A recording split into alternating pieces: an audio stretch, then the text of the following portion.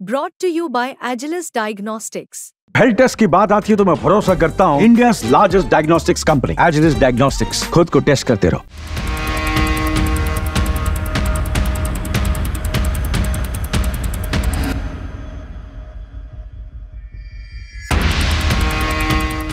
भारत चीन के बीच रिश्ते सुधरने लगे हैं।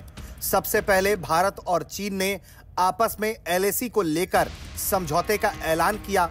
उसके बाद डेप्सांग और डेमचौक में दोनों सेनाएं पीछे हटी।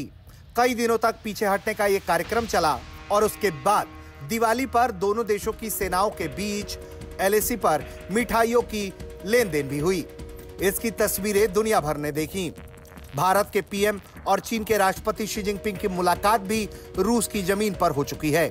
अब इसके बाद की कुछ नई जानकारियां सामने आई हैं। इन जानकारियों में सबसे बड़ी बात यह है, पेट्रोलिंग दोनों देशों की सेनाओं ने एलएसी के कुछ इलाकों पर शुरू कर दिया है। लोकल कमांडर्स लगातार पेट्रोलिंग के बाद डेमचौक और डेप्सांग के प्लेन्स में मुलाकात कर रहे हैं।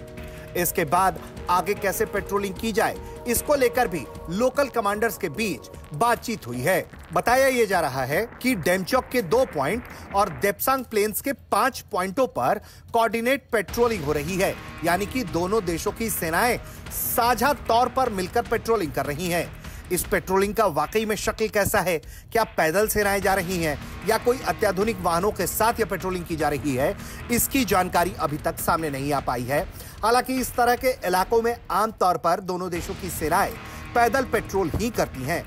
इसके अलावा जो पेट्रोलिंग रूट्स हैं उसकी लगातार मॉनिटरिंग जो वहां मौजूद लोकल कमांडर्स हैं दोनों देशों की सेनाओं के, वो कर रहे हैं।